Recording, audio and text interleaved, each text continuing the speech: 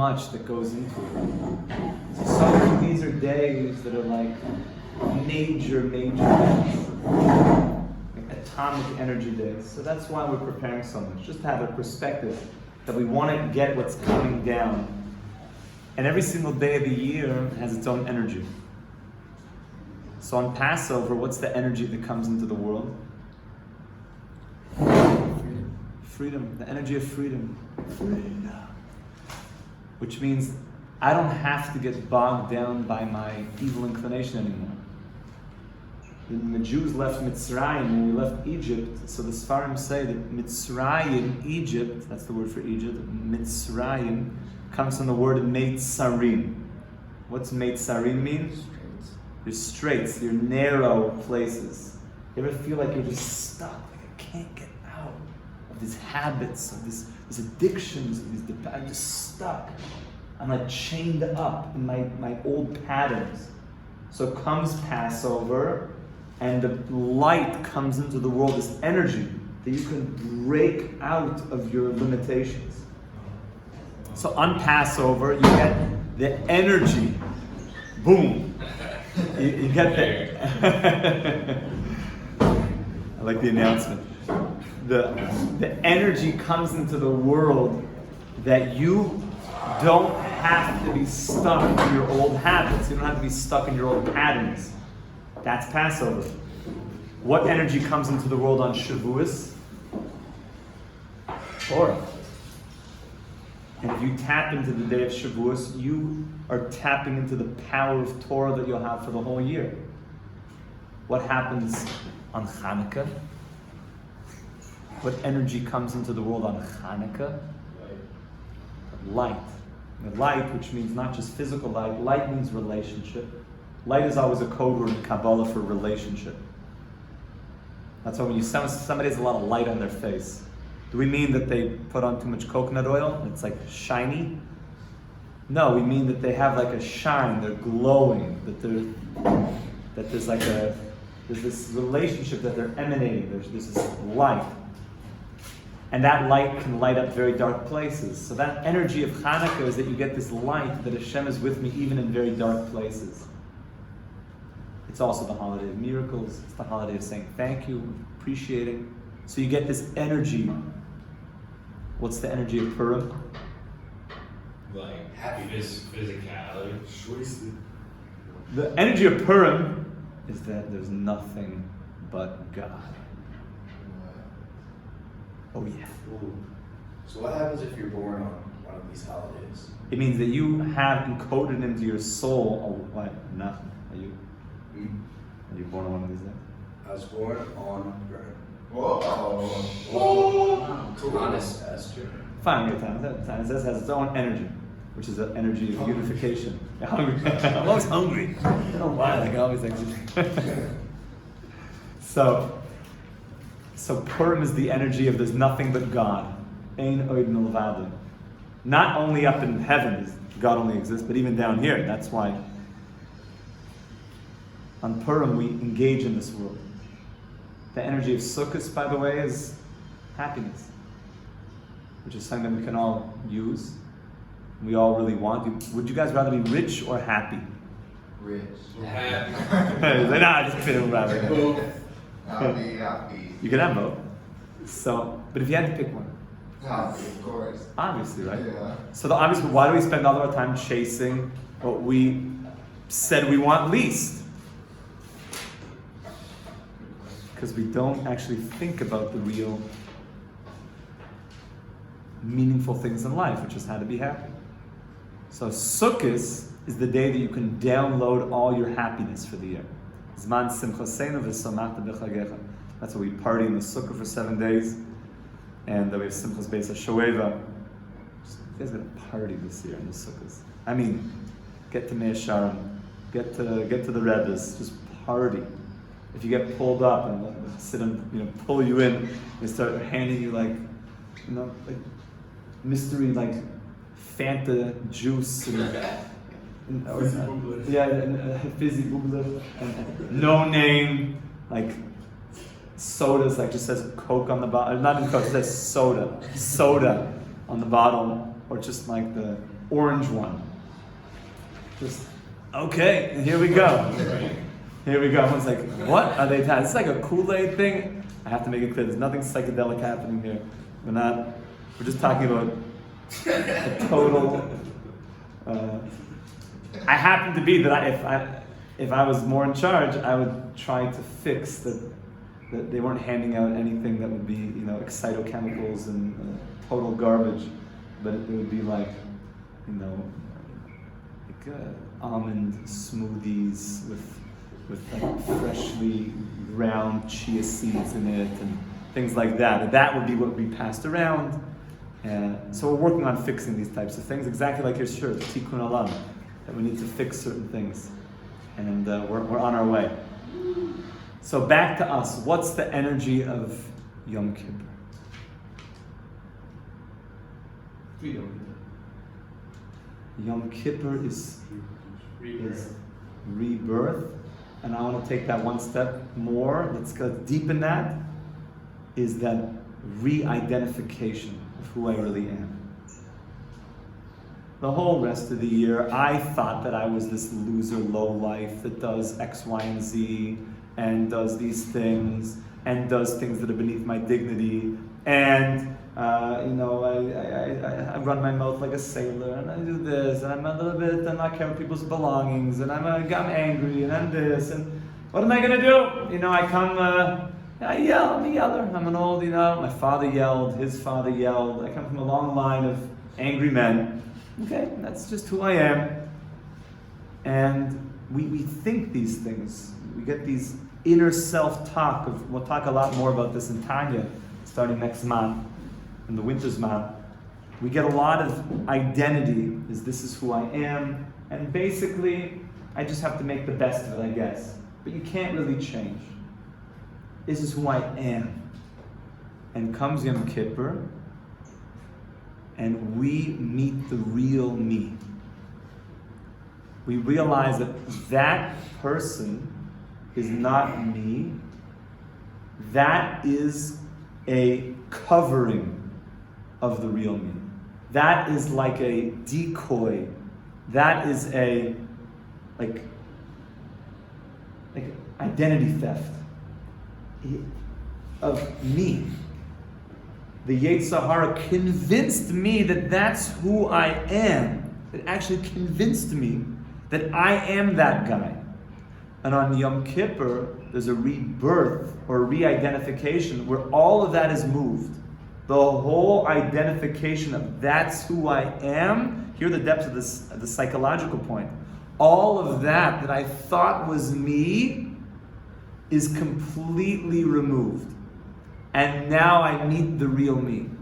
And the real me is pure and beautiful and is what we call the godly soul. What's to stop you just, even if you put a lot of effort into Yom Kippur, what's to stop you from just going back to your old habits? It's literally 25 hours. Yes, it's a great How question. life-changing can that really be? We believe you could change your life in 1 second, forever, if you really mean it. Even a life of Debauchery. Habits. Yeah. In 1 second. Koina olam b'sha'achas. In 1 second of true tshuva, a person can change forever. Forever. I've had, and I know all of us have had moments where something touched us and something cracked open, and you realize I'm never going to be the same. Something touched you, and in that area, there's no going back. Yom Kippur, if you go into it with this perspective, you can have a complete transformation. Completely. Where something could open up and you could meet yourself. For many people, this happens close to the end of Yom Kippur in a time called Neila. Even just the words Neila give me goosebumps. I'm so excited for Neila. Where the light of Yom Kippur gets so strong, and when I mean the light, of course we keep talking about relationship, that your soul shines so bright, and all of the layers, let's use a mashal from the Ramchal, that your soul is like this sun, this beautiful light, and the only thing that separates you is this completely clear glass window. but there's only one problem: is the glass window gets smudges and gets dirty and gets filled with mud and gets. All of that is the identification with the non-real me, the bizarro me, which is called the me that does this and goes out, bars and just hangs out and does things that are beneath my dignity, but I still do them anyways. And that makes the window very dirty. So what do you feel like when you're in a room where the windows are totally blackened over? Pretty dull. It's pretty dull, and it gets like dark and like musty in there, and A little it's sad. sad and it gets moldy a little bit, and all of a sudden, and then it gets like stuff starts growing over there. So you start not feeling so good. But you ever have that feeling where it's like you weren't in like the greatest zone? And it's interesting, when you're in that place, the last thing you want is someone to open up the windows. Usually it's like your mom's like, what's going on? Like there's like smoke lounge, like rips open the window. Mom. It's like, oh, okay, oh, wow, someone, thank you. And it's like, whoa, okay. It wakes you up. Yom Kippur is when, if you can get this, the window is ripped open and the light shines in. And the window becomes clean and pristine, totally clean. It's a beautiful thing. So that's called re-identification with who I am, because I am that light, I am that beauty. And then when you see the real you, all you want is to do good things. So a good strategy would be to keep it going, is think about, what do I want to do the night after Yom Kippur? Oh yeah, Netflix, right? So they got an announcement this band, it's like break time. Oh, Friday, day off. Maybe I'll hit the beaches,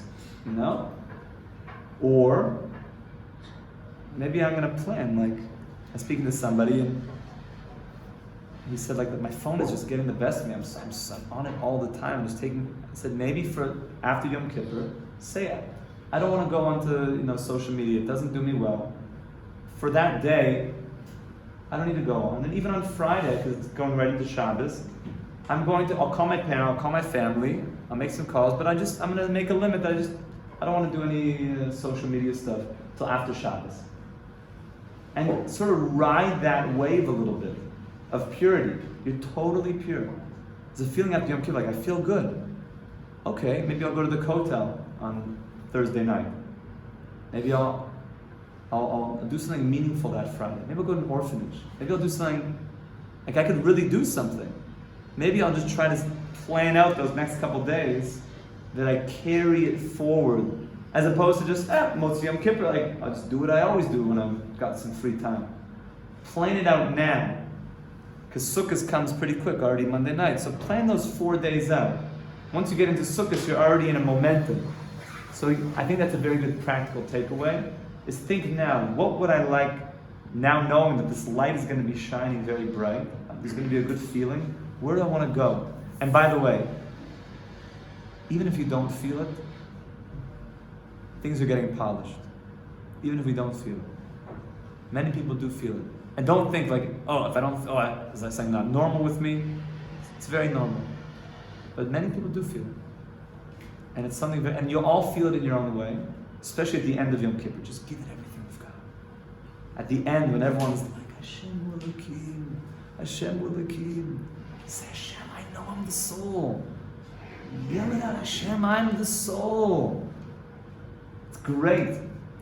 I remember being here, early on in my journey here, there's a great rabbi of Yom Tov Glazer, a very dear mentor and friend of mine. And I remember that he used to always come in for Neila. He'd walk in to be in the yeshiva for Neila. And everyone by Neila gets right up to the Aron Kodesh. It's flung open, the entire Neila. Neila means to close, to lock up. So people get nervous. They think that, like, the gates are closing. I'm going to get locked out, like, my last chance. No, the gates are closing. You're not locked out, but you're going to get locked in. That's what Neila is. You get locked in. Like, you almost worried people are just going to jump right into the Aron Kodesh. So this, like, there's the feeling, I just want to jump right in and hug the tires. So I remember, and everyone gets really close, and you just scream, Hashem Elokim, Shema Yisrael. And I remember at one point we were all right at the Aron Kodesh, like screaming, because it's over and over. Yud Gimel Midas, Hashem, Hashem, Shema. Yeah, and then at one point I looked down and there were tons of, and one of my friends, Mamish, he was on the floor, like this, like on his back, like up to say, Hashem, Hashem. And I'm like, oh no, bro, and I went down like, go help him. And then Rav Yom Tov was like, he's like, he's okay, brother. He's good. He's like, Hashem. He was good, he was great, he transcended. I just want to make sure like, he was okay, like he was more than okay. He was more than okay. At that point, physicality starts to leave. That's the whole thing of Yom Kippur, is there's a dissolving of physicality. And all that's left is your soul. All that's left is your soul.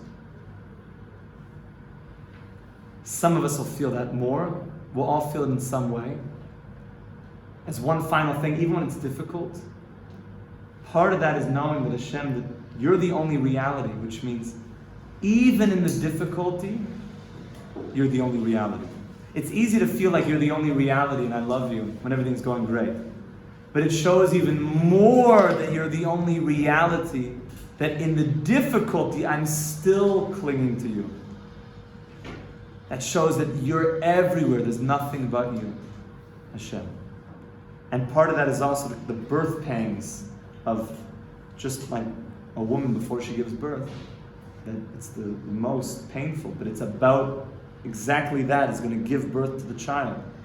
Right before big revelation of consciousness, sometimes birth pangs. The body might hurt, you'd be achy, you're hungry, I'm tired. There's a birth pain. Hold on, go through that. Go back to your breathing. Go back to the consciousness. Hashem, I'm emerging to new levels of identifying with my soul, and it's only one day. Achas b'sham. This will only be one day. It's a gift that Hashem gave from another universe.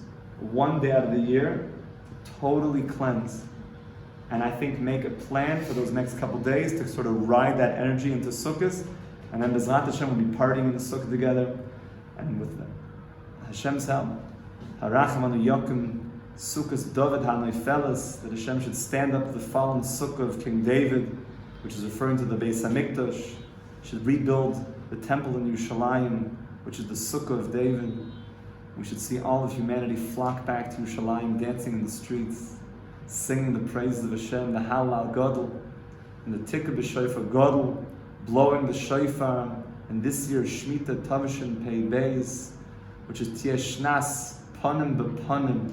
We should see Hashem face to face once again in Zion, the Har Tzion, returning all of the exiles with Mashiach Tzidkein b'meherav yameinu. Amen ve'amen. Amen. Gemach Sina Toiva, good ben Shtir Paul, alles good, should be good things. Looking forward to partying with everyone in my sukkah. We're going to have a similar base of Shvei Mir Tzashem. Akiva will send me the flyer, and we'll go from there, okay? So stay tuned.